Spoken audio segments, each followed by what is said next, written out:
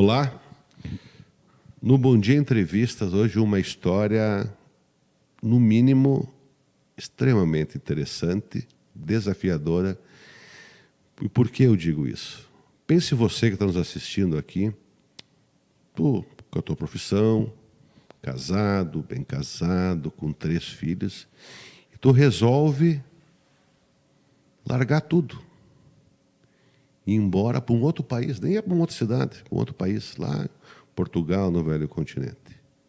Nós temos um caso aqui, que vocês são acostumados a vê-lo toda semana nas páginas do jornal Bom Dia, que é o Marcos Simon Leite.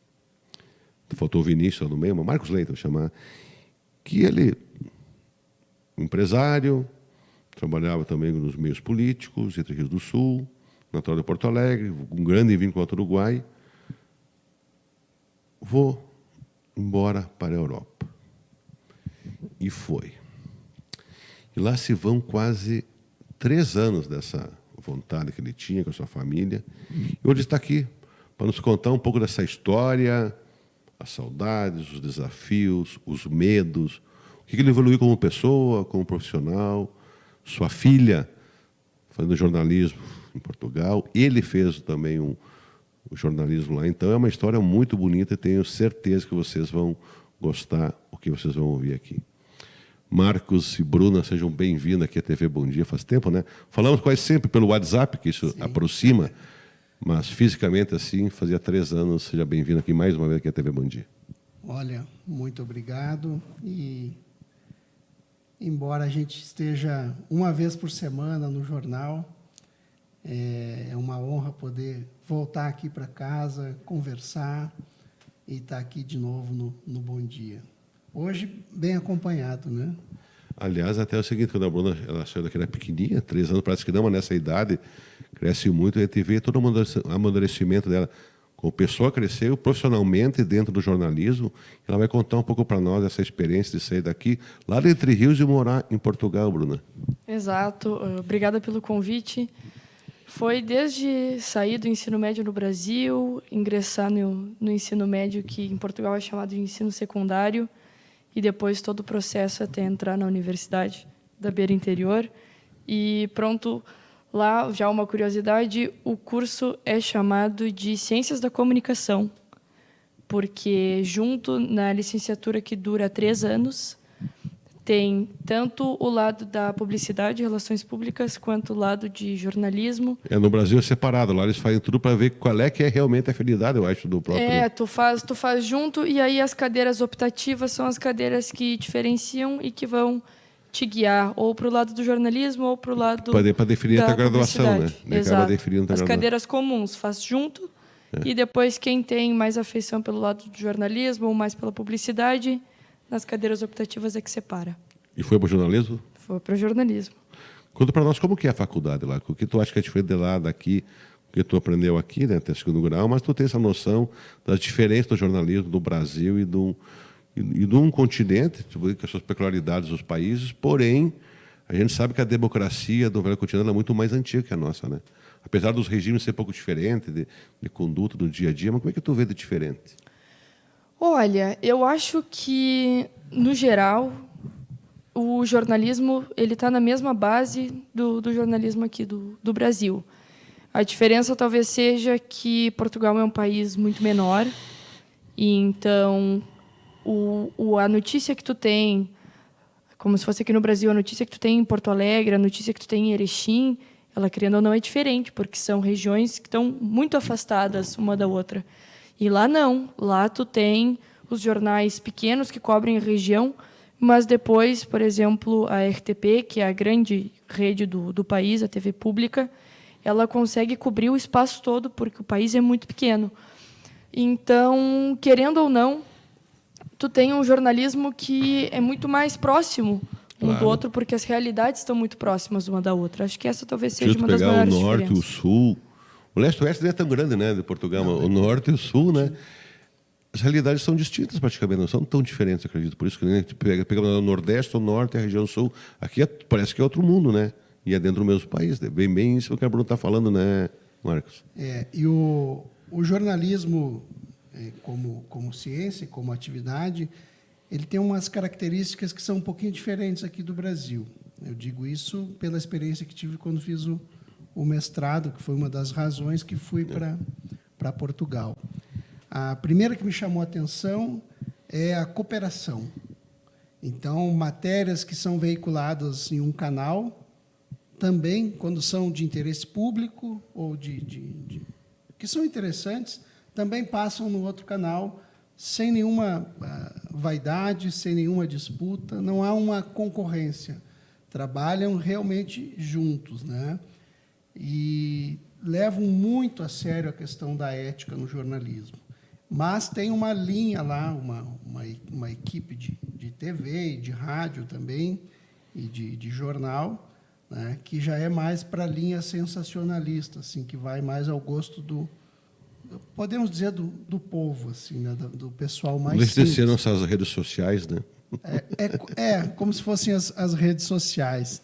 E estas outras não, elas não, mesmo assim, embora percam um pouco de fatia de mercado, vamos falar dessa maneira, eles continuam dentro de um jornalismo mais puro, mais independente, mais ortodoxo. Então, isso foi um ponto que me chamou muito a atenção. Outro ponto que me chama muito a atenção é como o jornalismo é valorizado em Portugal como um guardião da democracia. E tu dizia na abertura que Portugal tem uma democracia mais antiga, os países da Europa, e essa é uma impressão que nós brasileiros temos, mas que não é verdadeira. Por exemplo, a independência do Brasil, né, que desencadeou todo o processo de construção do Brasil enquanto país, tornou o Brasil república em 1889. Portugal só veio ser república com com o mesmo viés de golpe que dizem que foi aqui no Brasil, mas Portugal só em 1910. E essa democracia, vamos dizer assim, já de uma república e não mais de uma monarquia, durou poucos anos, né? Aí 20 anos, e aí já foi instaurada uma ditadura em Portugal, que durou muitos anos, até 1974, e uma ditadura severa, onde o jornalismo foi muito sacrificado, como era no Brasil aqui também, depois da Revolução de 64. Então, o jornalismo, desde 74, ele é muito cultivado pela sociedade como um guardião da democracia. Me chama a questão de leitura, então vou entrar num outro viés agora. Quando eu estive em Lisboa, já faz em 2013, fiquei num hotel lá, o Tivoli, depois no Dom Pedro, na ida e na volta, porque a TAP dava uma estadia em Lisboa para viajar para a Europa e voltar e passar mais um dia em Lisboa, uma questão comercial e inteligente. Né? E nesse hotel Tivoli eu estava no lado de uma estação de trem. Quando eu descia para andar nesse trem, tinha uma mesa gigante com livros. Que qualquer um podia pegar esse livro, para entrar no trem, ler e deixar na estação que tu para outro ler. Uma coisa impensável aqui no Brasil, infelizmente.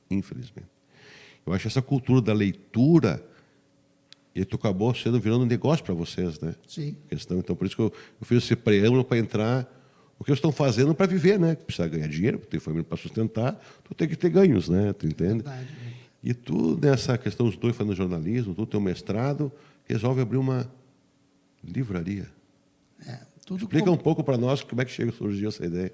Tudo começou pela razão que me fez ir para Portugal também. Quando comecei a escrever aqui para o Bom Dia, já se vão 4 anos, né? O meu interesse era me qualificar para escrever, para ser um escritor. E o jornalismo, e na verdade o mestrado em jornalismo, foi a maneira que eu encontrei para qualificar, do ponto de vista até mesmo acadêmico, a minha escrita, né? E eu gosto muito de escrever para jornal. Ainda não sou um romancista, quem sabe um dia. E então, por isso, eu acabei indo para o jornalismo e não para as letras. E no jornalismo, dentro de todas as crises que o jornalismo vive no Brasil e no mundo, e Portugal não é diferente, eu acabei me envolvendo com o jornalismo literário, que era o segmento que me chamava mais atenção. Então, a minha dissertação de mestrado foi em cima disso, trabalhei em cima do jornalismo literário, e acabou que eu acabei me envolvendo muito mais com essa outra linha, né? Que muitos até não consideram que é jornalismo, outros não consideram que é literatura. Ela vive assim num meio, né? Eu também acho que é um pouco de cada coisa, né? Essa mistura de estilos eu acho bem salutar, por sinal, né? E a ideia da livraria surgiu muito mais por uma necessidade, né, de ter um ganha-pão, de trabalho. Assim que terminou a minha fase acadêmica, né, a Sabrina, que é a esposa, já estava trabalhando, mas não é suficiente, o homem tem que trabalhar, né? Então, eu, inspirado aqui em Erechim, sem fazer propaganda. Pode fazer, da Agridoce. Inspirado no Márcio e na Márcia, da Agridoce. Onde tu lançou um livro lá, vamos registrar Exatamente. aqui, das crônicas feitas aqui no Jornal Bom Dia. Página 6. Página 6. Antes de partir, né? Antes de partir. Então, falei com o Márcio no verão do ano passado, disse, Márcio, vamos abrir uma Agridoce aqui em Portugal. E ele me deu toda a força, várias dicas, onde ele errou, o caminho das pedras, né? E então nós abrimos a Tertúlia, livraria e café. Por que o café? Porque o português não vive sem café. É uma coisa impressionante. E é quase como churrasco e carvão, assim, não é? São bens complementares, o café e a leitura. E, curiosamente, na nossa cidade, que tem 50 mil habitantes, não tinha nenhuma livraria. A única livraria que tinha fica num shopping, mas só vende aquilo que é lançamento, né? Tudo aquilo que... Aí é o negócio voraz com o que é mesmo, que é só o que é o ponta momento. De iceberg. E Portugal tem uma literatura fabulosa, tem centenas de escritores. E a gente foi descobrindo esse universo, foi se apaixonando. E a nossa livraria, então, é uma livraria em economia circular. Os nossos clientes são também os nossos fornecedores. Vendemos alguns livros novos, mas o nosso foco é em fazer com que a cultura recircule, saia das prateleiras das casas e possa chegar com preço mais acessível, principalmente ao público universitário, que são 10, 12, 14 mil estudantes, todos vivendo ali próximos da livraria. Até porque, nesses 3 anos, nós nos demos conta que, de fato, Portugal é um país que se lê muito. Como tu disse antes, Rodrigo, de Lisboa, das estações, lá na Covilhã, nossa cidade, a universidade dispõe livros, são em cabines, como se fossem cabines telefônicas, e lá dentro está cheio de livros. Tu pega, devolve. Devolve, tem algumas espalhadas pela cidade, se não me engano, são umas 3. Tem essas cabines e tem também a corda de livros, que são varais, onde as pessoas deixam os livros, como esse na estação, na entrada do shopping. E toda vez que vai ter algum evento na cidade, a biblioteca da universidade, que recebe muitas doações, vai lá e coloca os livros no varal. No varal. Olha que grande ideia, né? E essa ida para Portugal, ela foi para ficar ou é só uma passagem ou pretende voltar para o Brasil? O que vocês pensam de vida futura? Se essa pergunta me fosse feita há 3 anos, a resposta seria não sei. Mas estou indo para estudar, vamos ver o que vai acontecer.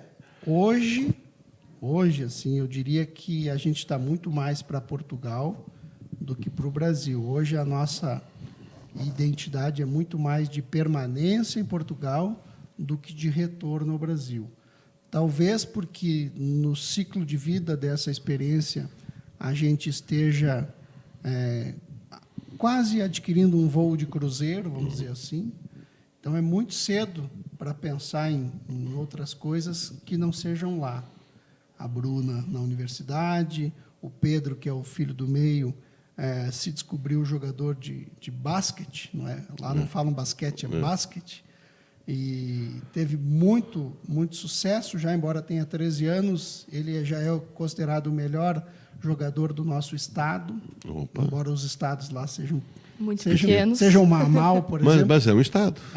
E no ranking português ele é o 23º de 18 anos para baixo. Olha só. Então, para nós foi muito surpreendente. Vou fazer cidadania e vai jogar para a seleção portuguesa de basquete. Olha aí. Vai levantar a camiseta e vai dizer, eu amo o Rio Grande, né? Mas até porque eu considero que tu não é desmanchar uma vida, mas empacotar uma vida num lugar de muitos e muitos anos e criar ela em outro é muito desgastante. Se 3, 4 anos tu tem que empacotar ela de novo e mover para outro lugar. Se tu é sozinho, que tu tem aquele espírito da vida, é uma coisa, tu vai, tu erra, tu bate a cabeça, pega e volta ou segue. Exato. Mas é tua família, 3 filhos, tu tem um filho que precisa de cuidados, toda essa questão, né? Então tem que ser responsável com as ações, né? Os cuidados do Vicente são fantásticos lá. Tudo feito pelo Sistema Único de Saúde, lá que se chama SNS, que é Sistema Nacional. Ele é atendido no Hospital de Coimbra. Ele tem um padrão, vamos dizer assim, de atendimento médico que é muito mais elevado do que Lisboa e Porto. Isso porque a associação da Síndrome de Prader-Willi em Portugal, da qual nós fazemos parte, a gente tem reuniões, né, periódicas, onde são relatados os problemas. E nós, em Coimbra, fomos muito acolhidos, somos muito bem tratados, e o Vicente está tendo todo um tratamento que aqui demandava muito dinheiro e muitos esforços e distância, e lá não.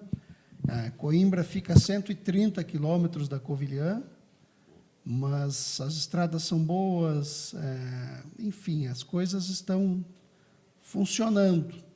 Às vezes a gente passa por períodos na vida que parece que fica tudo meio travado. E lá não, lá teve um sincronismo realmente muito bom, inclusive para essa questão do tratamento do Vicente. Aí não tem por que a gente desenamorar, né, com Portugal, que nos acolheu maravilhosamente bem. E conta para nós uma passagem, você estava falando fora do ar com relação que tu perdeu tua carteira em Porto Alegre. Essa é uma história fantástica. A importância de tu ter o teu nome num veículo, coisa. Como é que chegaram em ti? Conta um pouco para nós essa história, Marcos. Nós, um pouquinho antes de vir ao Brasil, fizemos as nossas DRs lá na mesa da cozinha e a gente dizia, olha, celular, de preferência, não sai com telemóvel, né? Lá chama telemóvel. Não sai com celular na rua. Não, de preferência não sai, o Brasil é perigoso, todo aquele cuidado que a gente já tinha, não aqui, mas em Porto Alegre, que é para onde a gente chegou, né? E eu, 2, 3 dias já em Porto Alegre, fui dar uma caminhada, visitar o meu pai na clínica e puxei o telefone para gravar um áudio. E aí, no que eu puxei o telefone, andei um pouquinho, senti... Acho que eu esqueci minha carteira em casa. Peguei o telefone, liguei e a carteira não estava em casa. Segui, fiz as minhas coisas, tudo. Depois comecei a procurar. Esqueci no carro. Não está no carro. Não acha. Fui tomar banho, saí do banho, olhei o telefone, uma mensagem, um e-mail. O senhor é o Marcos Leite, assim que perdeu a carteira. Eu digo, não acredito. Quer dizer, a gente acha que o Brasil só tem gente desonesta, que é um país perigoso. Eu joguei a carteira no chão, literalmente. Esse sujeito pisou, chegou em casa, pediu ajuda para a filha, que é mais versada em redes sociais, e ele me escreveu um e-mail. Mas como que ele achou o meu e-mail? Não estava na minha carteira. Ele viu lá, botou o meu nome e apareceu lá, colunista do jornal Bom Dia de Erechim, abriu a coluna, estava lá o meu e-mail, copiou e me avisou. Então, é uma história fantástica. E na carteira estava o dinheiro, estava tudo, não mexeu em nada. Só me entregou. Bom, né? Mais alguma colocação? Quero agradecer, Bruna, Marcos, por ter vindo aqui nos visitar. Vamos continuar conversando, vamos continuar escrevendo, contando teu dia a dia lá, que é interessante, acompanha teu trabalho em rádios e coisas, que nem entramos lá no teu trabalho, mas é importante. Claro que é bom as redes sociais em curta distância, mas o contato jamais vai superar o contato físico. Obrigado, Marcos. Olha, obrigado. Deixo aqui aos ouvintes e telespectadores, né, o meu abraço, o meu carinho e a minha sempre gratidão ao Grupo Bom Dia, que agora também recebe a Bruna. Hein? Muito obrigada. E assim conversamos com o nosso colunista colaborador, já há 4 anos lançou um livro, o Marcos Leite, que mesmo morando em Portugal, ele continua escrevendo Bom Dia semanalmente. Era bissemanal, mas em função das atividades dele que apertou lá em Portugal, ele pediu para reduzir. Se eu vou reduzir, mas não vou deixar de escrever. Que bom que ele pode contar com esse conhecimento dele, que traz muitas histórias interessantes. Eu sei que dá muita repercussão, o pessoal entra em contato. E a Bruna, que também está entrando nessa área do jornalismo, é importante essa troca de experiência para saber que o jornalismo segue vivo e cada vez mais importante para a sociedade. Até.